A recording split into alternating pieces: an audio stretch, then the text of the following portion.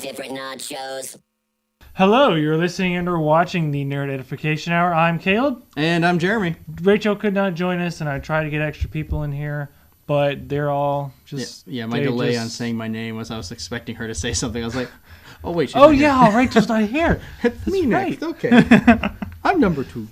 So... It's fine. So what we're going to be talking about, we're going to talk about your TV, entertainment news, things like that. Nintendo news, which is inevitable every week. Yes, it is. Then Jeremy will present us with the nerd vocab, and then we will have your video game news, followed by your internet and technology news, all that such here There's today. a lot going on. Yes, there was actually a lot this week, unlike last week, which was almost nothing. Yes. Which I had to dig to the bottom of the barrel last week to find things. All right, well, I'll start us off on this first one. Basically... Looney Tunes is bringing back Speedy Gonzales. They're looking at the fastest mouse in all of Mexico, maybe on its way to the big screen. Speedy Gonzales, the beloved Looney Tunes mouse who can outrun the fastest of cats and whose arriba, arriba, andale, andale cry was a Saturday morning staple for kids growing up in the 1960s, or myself, in the 80s when it was rerun all the time. Is being eyed as an animated feature at Warner Brothers with Mexico's own beloved filmmaker / actor Eugenio Derbez voicing the mouse. Jeremy could not find any information on it, right? I did. I just didn't know who he was. I apologize. Okay. All right. Because I was just like, hey, I wonder why, though, they would choose the big screen. Why not? Are they gonna make him CGI? Well, yeah, or are they gonna make him 2D, or what's going on there? Yeah, probably CGI or a mix, or they'll do one of their lovely like people. The Smurfs. Well, I mean, a lot of the Looney Tunes movies have been that, where it's a combination of real people and animated people. So, well, like Looney Tunes back in action, if they did something like that, I mean, that'd be okay. But I think that's probably outdated by now. I want Who Framed Roger Rabbit. That movie was great. That's how you do animated and real people. Yep. All right. So, Jeremy could probably actually talk more about this. I have yet to actually see this movie, but really, Warner Brothers Moles releasing fewer films as Batman v Superman stalls. Yeah. It's had some problems. So after an abysmal run of expensive underperformers, including Jupiter Ascending, Pan, and In the Heart of the Sea, the studio launched its effort at a Marvel-style film universe with the DC Comics movie that has been touted as proof that regime? Wow. Okay, that's a word I haven't seen in a while. Regime installed in 2013 and headed by Chairman and CEO Kevin Tsujihara was getting on track, but a dizzy 69% plunge that followed its March record $166.1 million domestic opening with $422.5 million worldwide means Batman is not a clear win. Yeah, I mean, a lot of people were kind of into the hype to go and see the film. They went and saw it, and some people have had issues, which some people are fine with it. I've already said my piece on it, but seriously, Batman does not kill. I'm so tired of that. But after that first weekend, their sales just dropped. They're saying 69%, just plummet. And they're kind of debating what they're going to do with the rest of them now. That is kind of weird. But they're still going to use Zack Snyder for Justice League. I'm like, people jokingly call it the Zack Snyder Murderverse. That's what they call it. It's like, this is the DC Murderverse. And I'm like, okay. Because that's his big thing. It's like, we're going to take these people, supposed to be like the world's biggest, most powerful Boy Scout, kind of how Superman is, and we're going to take Bruce Wayne, whose family was killed, and he's sworn not to kill, but to seek justice, and we're going to have them both just killing. That's their whole thing. It's like, we're just going to kill and just go after each other, murder everyone. Yeah. Anyways, moving on. So you probably know more. I mean, yes. I've seen the commercials about this one. Oh, you should watch it. This is absolutely hilarious show. Galaxy Quest TV show has been placed on hold. Sadly, it was meant to star the original cast. An Amazon sequel series to the cult classic Galaxy Quest has been put on hold because of the passing of one of the original cast members, the late Alan Rickman. According to The Hollywood Reporter, Galaxy Quest veteran Sam Rockwell told the Nerdist podcast that plans to begin filming this year were pushed back upon Rickman's passing in January. We were ready to sign up, and then Alan Rickman passed away and Tim Allen wasn't available. He has Last Man Standing, and everybody's schedule was all weird, Rockwell said. It was going to shoot, like, right now, and how do you fill that void of Alan Rickman? That's a hard void to fill. Who did Alan Rickman play? Did he play the guy with the... Yeah. Okay. I don't remember the exact character's name. It was one of the doctors, but He told me, like, we need your help. No, that's one of the other guys. Okay, he was like by the hammer of something, you know. And he hated that line. It was pretty well done. That whole movie is hilarious. So, yeah. So that's I kind of hope maybe they'll find a way to move on with it because I would like to see more Galaxy Quest. It was a great spoof that actually stood on its own, kind of making fun of Star Trek, so why not? That's good. All right. So, Marvel's Cloak and Dagger TV series is in the work at ABC's Freeform network. Do you know anything about the Cloak and Dagger series? Because I didn't actually look into it. You can go ahead. Okay, Cloak and Dagger, they kind of go back and forth between if they're mutants or what they are. Cloak is this teenage boy who has this like darkness around him who can open up portals and so forth. And Dagger was the girl that was friends with him that she can throw like blades of light and so forth. And they're kind of like light and dark spectrum where they work together. That's cool. It was an interesting series and different creators have used it and handled it in different ways over the years. So they've shown up in some of the cartoons. They were in the Spider-Man animated series, you know, things like that. So it'd be kind of cool to bring them in. It'd be nice if they were like, you know, they could easily fit in with the whole Netflix thing. If they wanted to do that as well. They kind of fit in that area with Daredevil and a lot of them too. It'd be interesting. It'd probably be really cool if they did, like you said, the Cloak, if he, like with the shadows and stuff like that, they did interesting things. Well, that's kind of how it is. Like he would literally make portals out of himself. They would jump through him to go somewhere. Or he would like cover everyone and kind of teleport them somewhere. And then when he just jump into himself to teleport, it never made sense. But, or did not work like that. But yeah, Freeform Network, formerly known as ABC Family, has greenlit Marvel's Cloak and Dagger for a straight-to-series order based on Marvel's Tyrone Ty Johnson, which is Cloak, and Tandy Bowen, which is Dagger. Cloak and Dagger can be described as a superhero love story. The live-action show will follow the teenage runaways as their powers are discovered and their relationship grows. So, I mean, there's a lot of different sides that they can take, but that's why they're kind of connected to each other as well. That I could see how that works, especially if, you know, he has portals, so you can just like throw portals and he can like rain knives everywhere. With portals. Just waiting for GLaDOS now. Or a cake joke. All right, so what do we got here with the next one? Spiro's BB-8 can now watch and react to The Force Awakens along with you. Now, I decided to put this in here because it is kind of entertainment. Because it's a toy. So, it's a toy, but the way it actually interacts is kind of funny. Because I remember when Rachel brought hers in, I said, yeah, BB's funny. He looked at me like, oh. Yeah, where I made a little comment, and it's like, what? What now? It looks at you. We lost that episode, remember? It didn't record. Yeah. It was sad. Yeah. But, you know, the robot itself, I wanted to get a hold of it. They were really expensive for as small as it was, but I think they're coming down a little bit, so I might pick one up. But this would be kind of funny to have it just sit there, and it's probably listening for like key phrases and things like that on the phone, which it's using for the audio, and then from there it just has preset reactions. But I mean, that's still really funny to actually have it interact with it.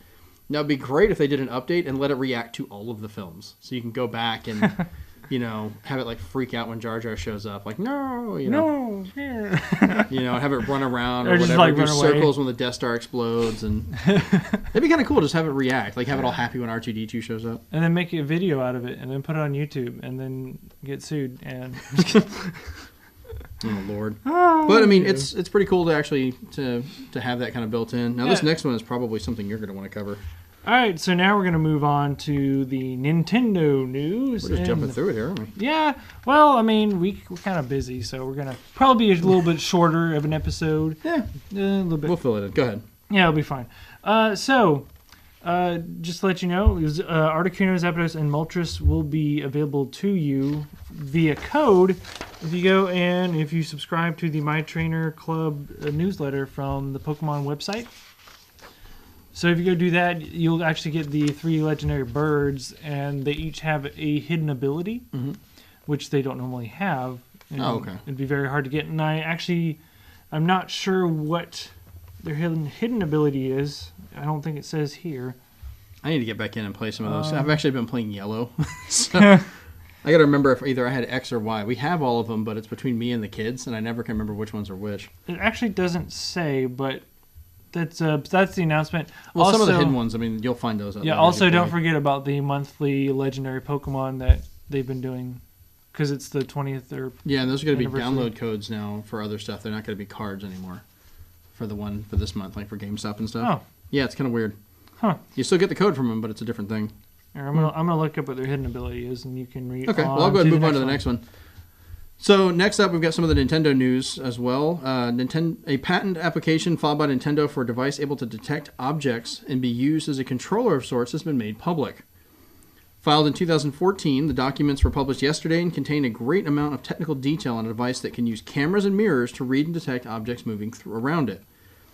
Though similar in appearance to an NFC reader for the 3DS, this device is a new design that can use a camera to photograph and detect let's see, got copied over. Area around it, as well as a light source projector. The detection device would also be capable of wireless transmission with a computer.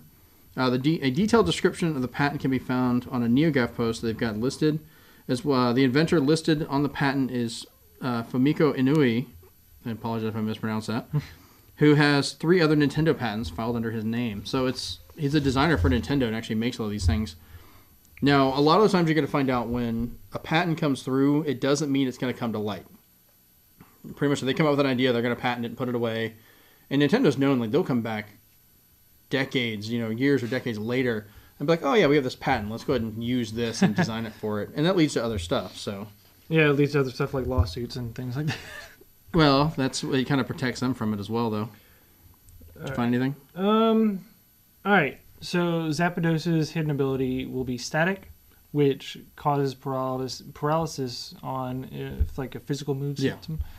And then Moltres Flame Body, which allows the foe to be burned, or allows its foes to have a higher chance of getting burned. Oh, okay. Then Articuno has Snow Cloak, which allows it to evade its foes. Probably just evasion. No big deal. Yeah. It says hidden ability is called Snow Cloak and allows the legendary bird to evade its foes' attacks faster, which doesn't make any sense. Unless we're just pulling out a phone and doing notes. I know, but okay. So it probably has, I think it's during a blizzard or something like that. I don't know, we'll figure it out. During a hailstorm? Just download them, you'll get your characters. Go get the birds. Get the birds. Get the birds. The birds.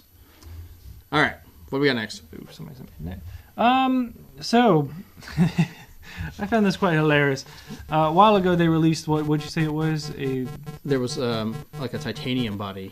A titanium body NES. Mm-hmm. But now there's a 24 karat gold NES.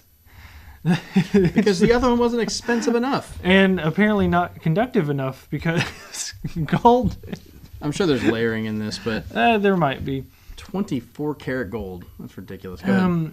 Yeah, if you're a true connoisseur of retro gaming and money's no object, hardware manufacturer Analog might just have the console just for you.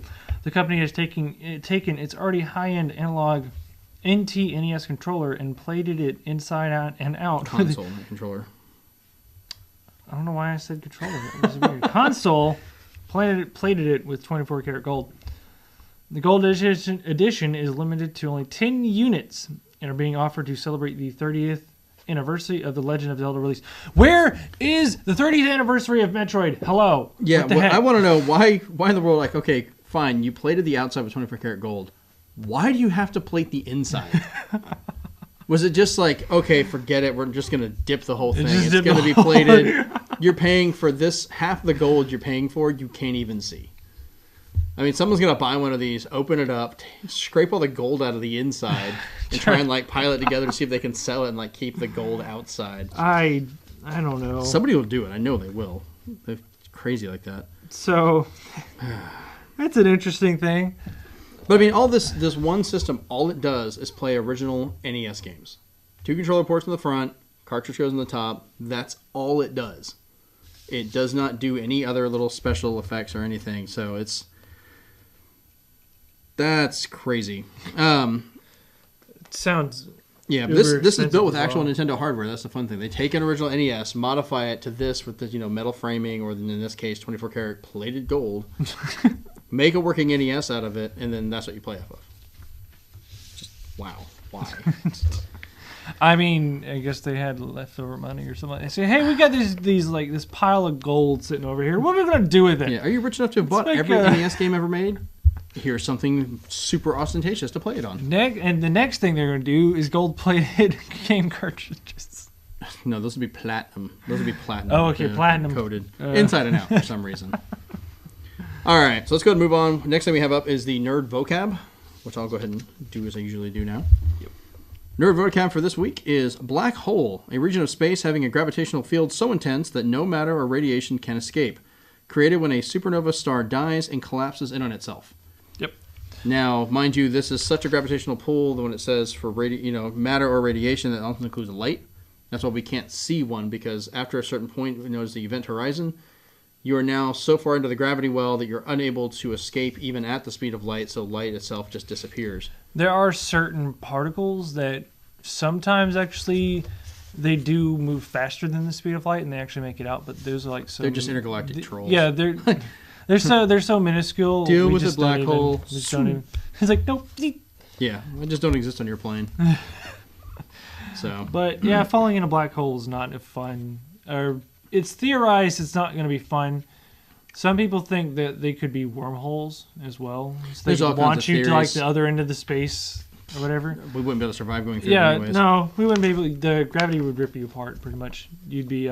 You'd get to a certain point and be almost infinitesimal and infinite time at that certain point. So you would just kind of. You would stretch and probably. You'd be dead before then anyway. So what do we know? All right, you would snap in half and then get stretched out and then get torn into a million pieces. Physics. It's fun times. Go look at it. All right, so the next story we're going to talk about, Koei Tecmo Attack on Titan game coming to America in August. The Attack on Titan game from Koei Tecmo is coming to North America August 30th. Info accompanies a new trailer for the title showing the cast of the iconic manga and anime series cooperating to take down the titular Titans. According to the publisher, the game will draw only from the anime, specifically the first season, which is keeping in line with the battles and training scenes shown in this new trailer. Despite being developed by Omega Force, the game's makers also say Attack on Titan will be different from Dynasty Warriors. Attack on Titan will be available for PlayStation 4, PlayStation 3, Xbox One, PC, and PlayStation Vita. Oh, good. It's PC. Yay. Hopefully it's not broken. It's kind of weird. No 360, huh? Yeah. It is kind of weird. Well, the Japanese developers do prefer Sony over Microsoft. It'd be kind of cool to have this on there. It's weird. I want it on the Wii U. Yeah, I want it on the Wii. That's weird. They don't ever. You think it's? I don't know. Who knows? It's weird, but it'll be on PC, which more than 100% of the time will be broken because it is a Japanese developer. Yes. I'm just gonna say. As we've ironically found, Quantum Break is already broken. Yeah. Which was made by Microsoft. Yeah. So anyways. It just I'm about to just make a vlog, and I'm just going to rant. I don't care who watches it. I'm like... Who knows? Just explain. Explain why it is so hard. Just, do you not understand it? Do you get rushed? Do you put out some third-party developer? Just explain. That's all I want is an explanation. Just bad. They can sell broken PC games, and you usually can't get your money back anyway, so they're just kind of like whatever. How come you have a game, I'm just going to say, I know it's an indie game, but you're going to have a game like Stardew Valley come out, made by one man, and it works. It's also a lot simpler, than but major PC it still games. Works. That's the point. It works. Made by one man. Well, I mean, that's one guy doing something, but when you get to these bigger... programs and things, it gets a lot more complicated. More bugs pop up, and you got to deal with more graphics cards and things like that. I'm just saying. All right, so what else is coming up? All right, so Square Enix blesses new Fear Effect Kickstarter. Hooray! More Kickstarters for people to throw their money at. This is actually kind of cool. Fear Effect was a series I really enjoyed back in the day in the original PlayStation. So one of the few I actually knew of. The game will be called Fear Effect Sedna, and its crowdfunding campaign is scheduled to launch April 12th, which is in a couple of days, probably Monday. Is that correct? Yeah. Monday? Cool. And the French indie studio Sushi... Tuesday, sorry. Tuesday? Okay. Yeah. French indie studio Sushi is running the project, and it has the blessing of Fear Effect copyright holder Square Enix. Which is kind of cool at Square Enix. Like this indie developer saying, hey, we want to make this game. They've probably shown them a proof of concept or what they're doing with it, and Square Enix was like, okay, we do like this. We'll sign off on it. We're going to allow you to make it.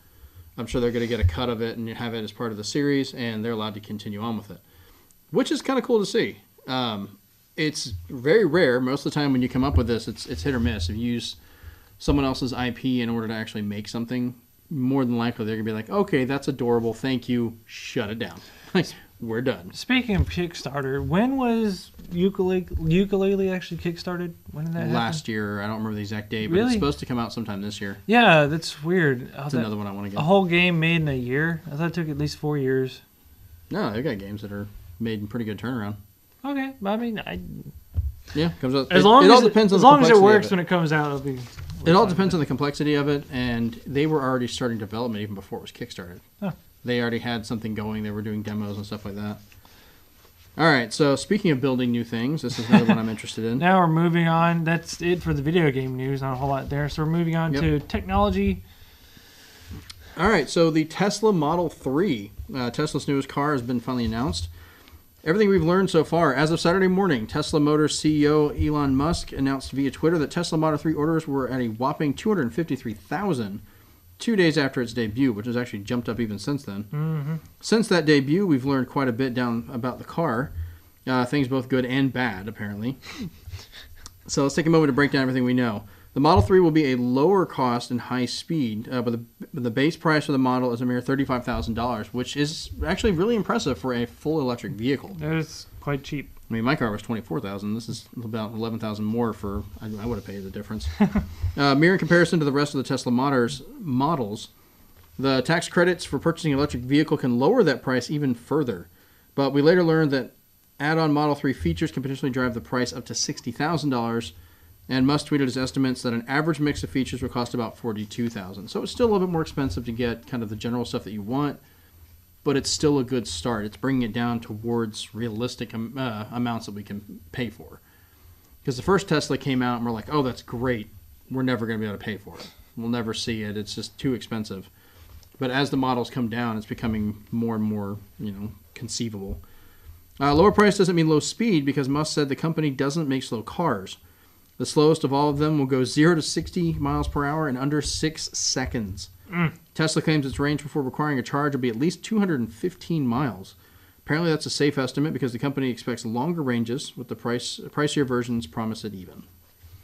So probably the part of the price add-on is like more higher capacity batteries, things like that you're paying for. So instead of going for V6 to V8, you're going from 12 volt 24. My own thing is about electric cars is they do require electricity, which if you plug it in at home, your electric bill is probably going to be... No, it's not that much. Really? No. I mean, you're just charging the capacity of the battery itself. A lot of these cars will run off. I mean, you can connect them up with solar panels and charge them up pretty well.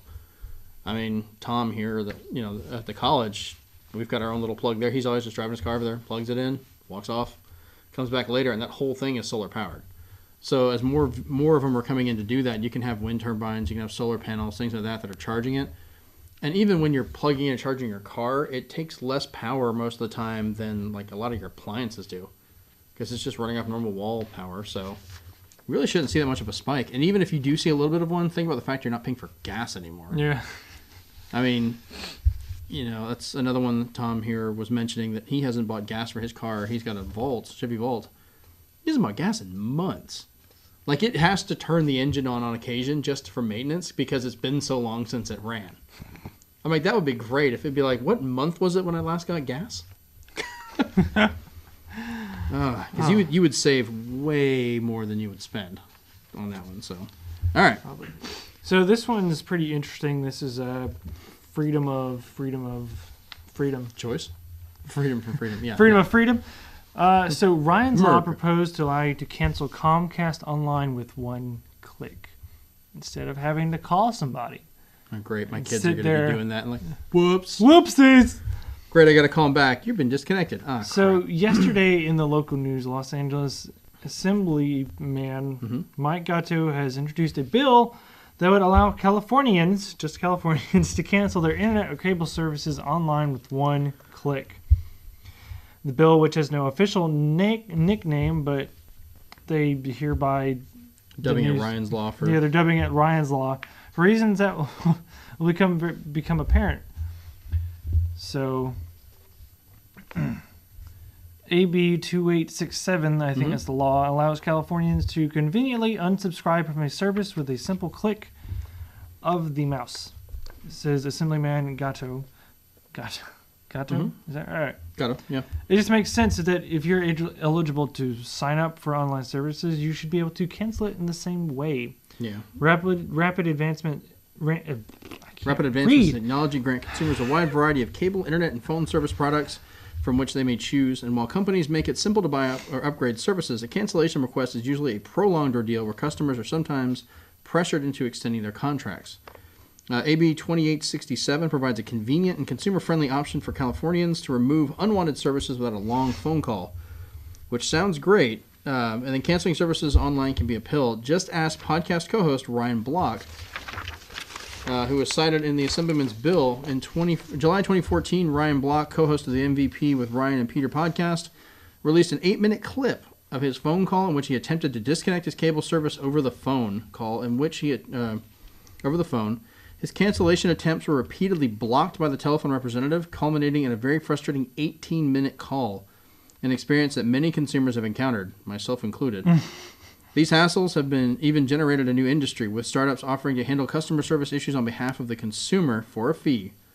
Mr. Block is even quoted in the press release announcing the bill. 2 years ago, my wife and I called to cancel our service, and as usually the case, that call was pretty unpleasant.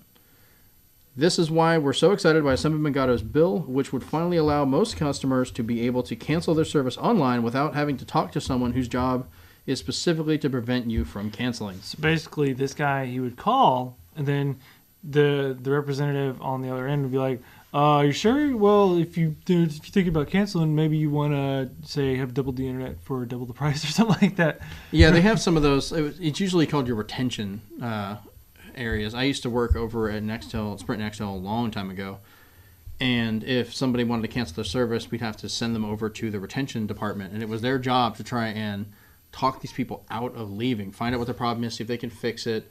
Sometimes they could. People were just frustrated with something and needed it fixed. Others, they would just have to keep pushing for it, and they would get dinged if people canceled. So it's kind of a back and forth. They need a chance to actually do it, but if they're handling it like this, where they're being 18 minutes for all this ridiculousness, just cancel the service. That's what they want, If there's some kind of fee or whatever, you've already agreed upon, whatever, but just weird. Yeah. All right, so here's where we start talking about black holes again. So scientists discover theory-changing supermassive black hole. A supermassive black hole with a mass of 17 billion suns was found in an isolated galaxy 200 million light years away. Supermassive black holes have previously been found at the heart of large galaxies, but this is the first time one has been found in a relatively empty area in a galaxy known as NGC 1600. Sounds like a radio station.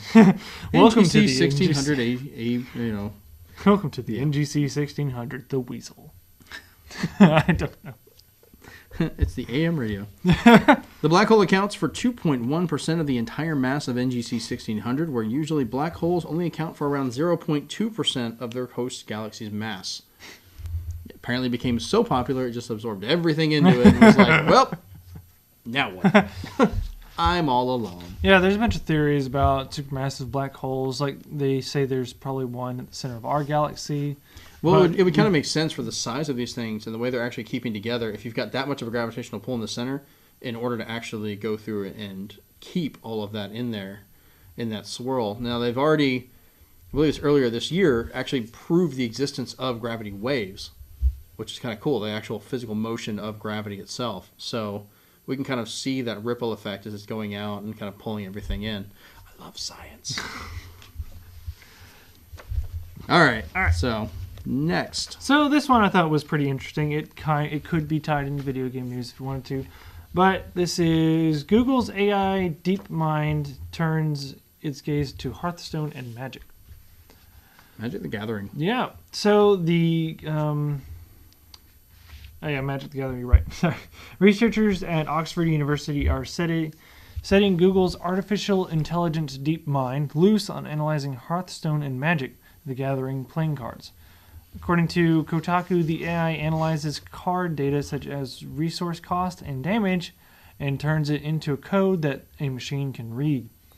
So here's the abstract form from the paper titled Latent Predictor Networks for Code Generation.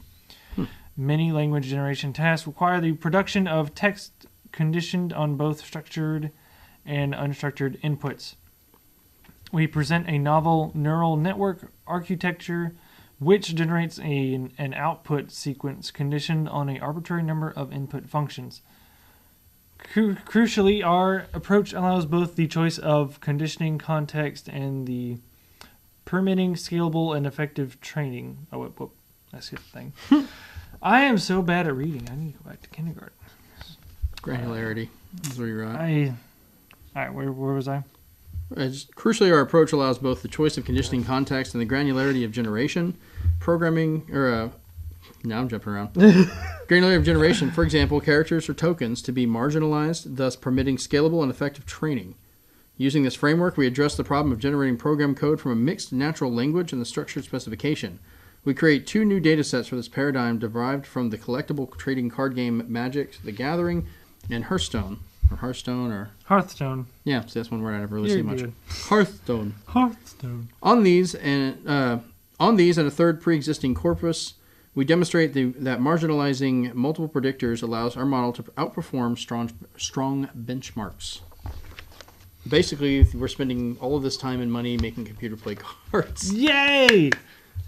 Which is weird because they already kind of have something like that for Hearthstone. The way the Microsoft one was going was it just trying to delve into like Cards Against Humanity or something? With all the horrible things it was doing. Did if you don't know what we're talking about, there was what was her name? EveBot? No, it wasn't EveBot. It was something. Edie or something like that. Basically, Microsoft had made an AI, put it online for people to interact with. And of course, the internet came out in strong force, sending it all kinds of Nazi paraphernalia, hate speech, all these things. And being an AI, it was trying to build an AI. It was like a child. It doesn't understand the context of these things.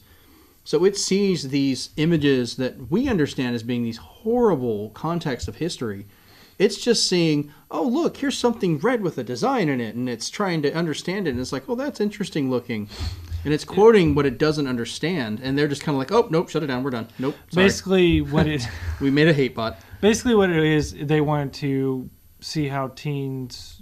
They basically wanted to make a teenager on the internet. That's what they did. That's they let it learn from the internet what's what it is. That's basically what they did. They succeeded, but then they had to unplug We actually talked about this with some of our robotics class about, it was saying these horrible things and people were getting upset about it. But like I said, you have to understand, it doesn't understand the context of it. Like if you just showed somebody this, some little kid, and they didn't know what it meant, they would comment on it and react to it as they saw it. And then when you explain the history, they're probably like, oh, no, never mind, sorry. It's like what one person asked the Twitter bot. They were like, "Hey, did you ever read Mein Kampf?" And then she replied back, "Yeah, I did read it, and I loved it."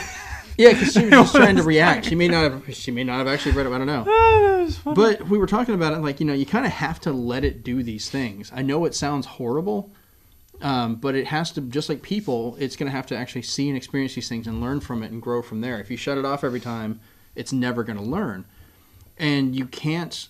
They can't have it be tested like this, but then keep it academic people only, certain people talking to it. Because the moment you limit its input, you're pretty much tainting the entire experiment. If you you can only talk to these people and that's it. Well, that's not a true test of how it's going to be. They're going to condition it in a certain way. It needs to just be put out in the wild like this and be like, what happens? I wonder if they left her, they kind of left her alone. They should have taken her Twitter away and grounded her. And then... And then there's some good people in there say, no, that's bad. Don't do that. Do you think she might actually be able to learn? Yeah. I mean, she might be able to learn. Or like I said, you could just ground her. Just take out her cell chip. Like, all right, cool. We're just no more cell service. No more cell service. We're taking your Wi-Fi by literally unplugging your Wi-Fi. So like, why? I'm in the dark. Because you were. But I mean, it's an interesting experiment. We have to be able to look at it not as, yes, it was saying bad things, but we're looking at the idea of how it learns. It's reacting to what it was given. If you swear in front of your child and then you say, don't say that, you'll be like, why? Yeah, I've already learned that lesson a few times. Kids shouldn't watch Daddy play Dark Souls. Oh, no. Jennifer started repeating me. I was like, oh no. Amanda started looking at me like, what? It's like, Jeremy, do you know anything about this? Like, no. What the? Nope. I've gotten really good at self-editing myself, though. And people like, I'll just say weird words to fit into it, and they're like, what? Where did that come from? So. Well, that's actually it for our show. That's a pretty relatively short guess because Rachel's about 40 minutes. Yeah, we didn't talk about Final Fantasy, so we can cut 20 minutes. Yeah, really. Didn't talk about Final Fantasy. Couldn't talk about Kingdom Hearts. It's been an awkward week. Because I tried downloading it. And how you liking Miitomo? It's just so right. Weird. Yeah, it's. So, what was the most recent thing you bought? And I'm like, well, I bought video games. I bought a video game. So, like, what do you do to relax? I'm like, this is the most skewed group. Skewed group. You're not going to get people to like, I go play tennis. We're on our phone going, we like video games. And that's pretty much the answer for every single person. Everybody left a comment like, yep, that's. I think that'd be most of our answers. Yeah, you've tapped into a market. I wonder who. Social network for people play video games. I really don't think anybody else has got it, though. It's kind of sad. All right. Go download it. Anything else we want to cover? Like, we have more NX and Zelda rumors that have popped up. Bonus Nintendo news, sure. Yes. Let's do the Zelda one first. Yeah, recently I saw online that there was a rumor that you could choose between a boy Link and a girl Link, which I don't agree with. I'm kind of okay with part of it, and I mean I understand why, but that's like saying, okay, we'll have Samus, but we'll make Samus a boy or a girl. You could choose. No. That's no. Well, people would argue that Samus is a set character through this time period. Other ones are trying to make, and I'm playing devil's advocate here, but they're trying to make the argument, oh, well, Link is just, it's different people through time. It could just change. I was like, that kind of changes it, because even in the story they've talked about, it's always, the hero of time is always a young boy in green, things like that. Just like Princess Zelda, all the girls are named Zelda, and that's part of it. They're the the Triforce of Courage, and then of course Ganon, who is a Gerudo, is the only male born from those, and he's the Triforce of Power, and that's kind of how that goes back and forth. Born every 100 years, which you wonder how it works out. Who knows? Okay, but they. The way they work a lot of that out, and they've shown kind of what happens to someone before. Slight spoiler, but in Twilight Princess, when you're playing, you'll run into this almost zombie-looking guy, like all deteriorated skeleton and armor, who even in the original version was left-handed and would kind of sword fight and teach you these things. That was actually Link from a previous game. Like, after the adventure, he had grown up, become a soldier. A lot of people say it is the Majora's Mask Link, which is basically the hero of time. Yeah, which would make sense. That would their timeline does fall on the same route, so that's depressing, though. But yeah, the most he just goes into the military, and that's the rest he does. But once he dies, like he never got to pass it on, so he passes it on to his successor and so forth. And so there's kind of a culmination in that. And even, what was it? I just realized Link's grandma in Wind Waker is talking about, the young boys at this age wear the green and stuff like that. So they've kind of focused where they've shown that a little bit. But I don't know how story-wise it would affect it. But if they honestly made the option, and they probably had different ways to explain it, I'm sure Nintendo would come up with some way to do it, and it wouldn't be that big a deal. Hyrule Warriors kind of made a thing. They made Linkle, but she's not exactly the hero. She thinks she is. That's kind of the weird thing about it. And I don't know if, how people would take if they stuck with that. They're like, okay, this person's going to dress in green. They're not the actual hero of time, but they're trying to fulfill the role. Like, would that change the story? How would they do it? And kind of like a lot of the relationship they have between them. Like, you can't go back to some of them. You could. Like, honestly, if you were in the first Legend of Zelda, if they did anything boy or girl, I don't think anybody would notice, because there really wasn't anything context-wise at the time. Story-wise, it was bad. But then Zelda 2, they did show a little bit more of the relationship between Zelda and Link.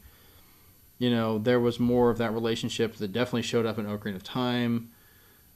Majora's Mask wouldn't have really mattered, I don't think, because there wasn't really much of a relationship in that. No, Skyward Sword would have been a big change. Oh, yes. No. That one, if they tried to go back and change that, would change a lot of how the story actually worked. So, we are dealing with something that's almost like a multiverse over time. I'm sure Nintendo could find a creative way to do it. I understand, and I even have a little bit of misgivings for it. But we can take a look and see. Now, you change Samus to a guy, and I'm going to be ticked. Seriously, Samus Aran is a woman. That's that. Just leave it be, It's bird, Metroid, human lady. Yeah, because, blows up planets for a living. We got Federation Force coming in, which they haven't really said. I guess it's guys. They were just kind of like, you're in an armor. What does it matter? They're you. Yeah, they're basically you. You are in the suit. You're in a giant armor. You are gender irrelevant at that point. You're just a walking massive shooting. You are who you are, man or woman. Right. They are faceless for a reason, so you can insert yourself. And it's a way to explore the world. I'm still. Hey, we're the only two here that are excited for Federation Force. I know, right? Like, I mean, at first I was kind of like, eh. I was actually excited about it because I like when they do these weird little side things. That's where some of my favorite Zelda games came from, whenever they would do these weird side stories. As long as the story's cool, I'll be quite all right with it. My only thing is I just think they might have done a spinoff at the wrong time. Because a lot of Metroid fans were like, yeah, I can't wait see what happens with Samus. Here's the thing, though. They've already made it very clear there is no Metroid coming for Wii U. Which know is that. Depressing because it would have been awesome. Well, here's the thing. They've said that it's not coming to 3DS, it's not coming to Wii U, but they've also said that they are working on a 3D and a 2D Metroid. So I'm thinking this might be, like, sometimes they have skipped generations. You know, they skipped over the N64, they did the GameCube, they did one game on the Wii, skipping the Wii U, and then I think we're going to see this on the NX, which would be great. Yeah. You know, we had something on the DS. We had nothing on the 3DS. I basically skipped that until now we're getting Federation Force, so that's kind of our little thing there. And, of course, next week we're getting Super Metroid on Virtual Console. Or at least I am. Sorry. I already have it on the Wii Virtual Console. Oh, I have the original cartridge, the Wii Virtual Console, the Wii U Virtual Console, and I'm going to get it on the 3DS. I am a sucker for that game. No, Super Metroid's good. It's good. But, yeah, some of the Zelda stuff, going back and forth, I think Nintendo would probably find a way to handle it, where they could kind of make it work for that. Because even in the original game, people pointed out the fact you could just rename yourself and go. So maybe they can figure out a way where, like, hey, the main story is going to be Link. Link is a guy. This is how it's going to play through. But maybe, like, the Master Quest version, you can be whoever you want and explore the world, and it mixes the story or changes like it. I said, that'd be interesting if you could maybe play as Zelda and rename her if you did like an alternate quest. I'd be fine playing as just Zelda. Not the Wand of Gamelon kind of. I would love to get a game where you played as Zelda as she had to, run from Hyrule Castle, hide, try and survive, and train to become Sheik, and then be Sheik. That would be an amazing Zelda game. And people are like, let's make Link a girl. Like, no, scrap that. Let me play as Zelda. I want to see where that story is. Or they could have done an extra story on Skyward Sword. She was always ahead of you. Like, what is she doing? Yeah, I want to do that. You could play as Impa, probably. Because Impa's her bodyguard, or I'd be fine. I mean, she still could do a lot of stuff. I mean, there's a couple Zelda games where it'd be absolutely fantastic to see it from her side of the story. And I think that would be cool to either have as a separate game or a second quest. Mix it up a little bit. There's no need to make... I mean, Princess Zelda is a woman. Link has always been a guy. I see no problem with them keeping them that way from my own view, but having different parts of the story you play as for each one. It'd be fantastic for that. I mean, that's how I see it. So... Anyways, the NX rumors, of course, more rumors. Yay! Since Nintendo won't say anything. We're not going to hear... We might, if they pull like they did with the Wii, we might hear a little bit of something beforehand. Like they might give the name and show like a little something. They should show something at E3 this year. Well, they're going to unveil everything at E3, they said. Okay. Like it's going to come out and like, here it is. But before that, like you remember with the original Wii, when that came out, that was shown in like 2003, 2004. I think it came out in 2005. The first thing they showed off was the system, and they didn't say anything about the controller. Or they gave the name away. They called it the Wii. Then they showed the system, and it was almost another year before we ever saw the controller because we didn't know what was going on with that. They just kind of showed people doing stuff. And then with the Wii U, they showed the gamepad. They kind of announced a little bit beforehand, and they finally released all of it and completely botched that by not saying what it was. I went back and watched it, and I knew what it was, but I could see how a lot of people are like, "Oh, is this for the Wii? Is this an add-on?" Like, no, shouldn't have called it that. Even I'm gonna be like, no, I can't take that anymore. So I'm hoping they'll just unveil everything. Just give it to us, let us know what it is, show us some games for it. They're talking about like part of the rumor is like a third-party Wii U game has already been ported over to it, so I guess they're going to be kind of bringing it up to that. Of course, there's the weird rumors of like, oh, it's going to be 4K compatible, but it'll be like for streaming and upscale, not for putting out 4K content, because that machine would be stupidly expensive. Yeah.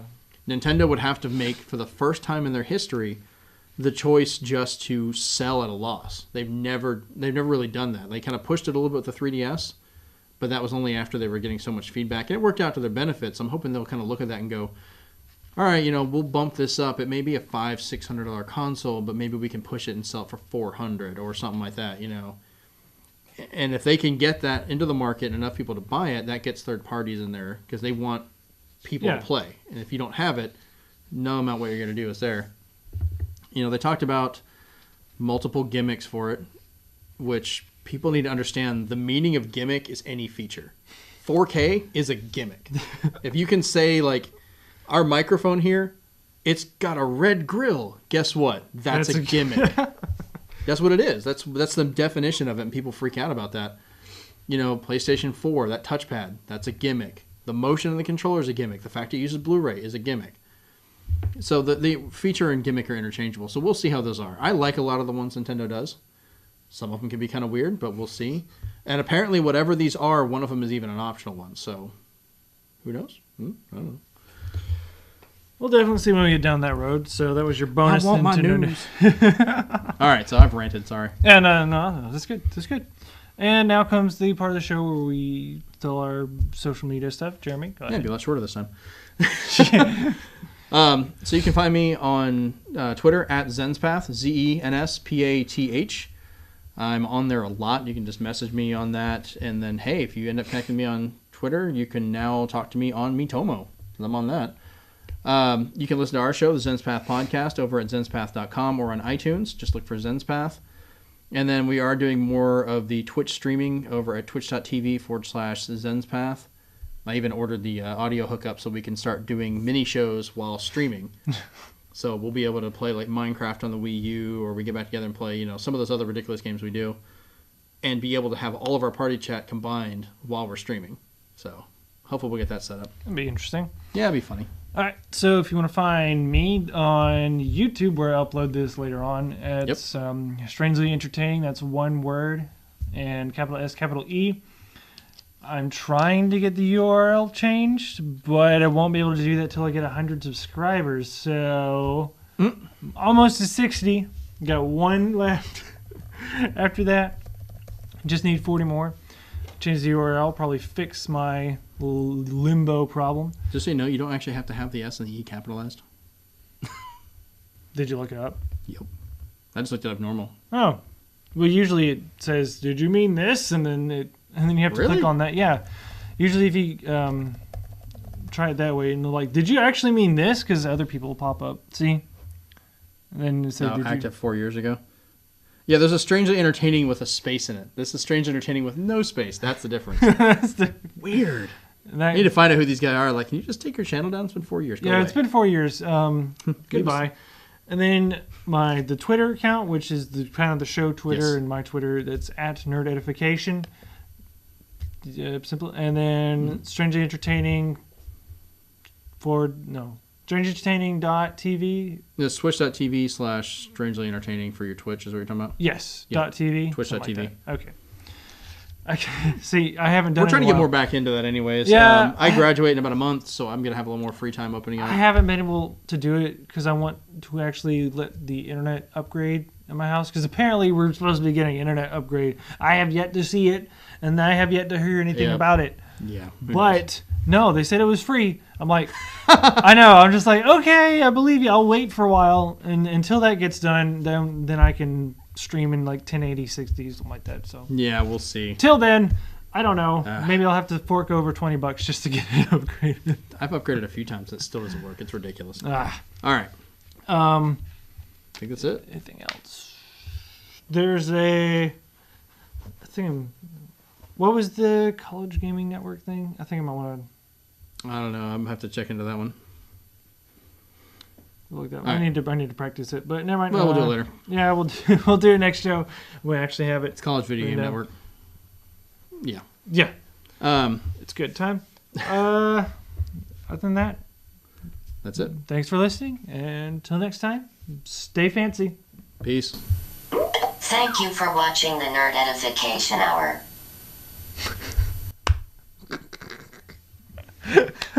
Please tell me that was recorded.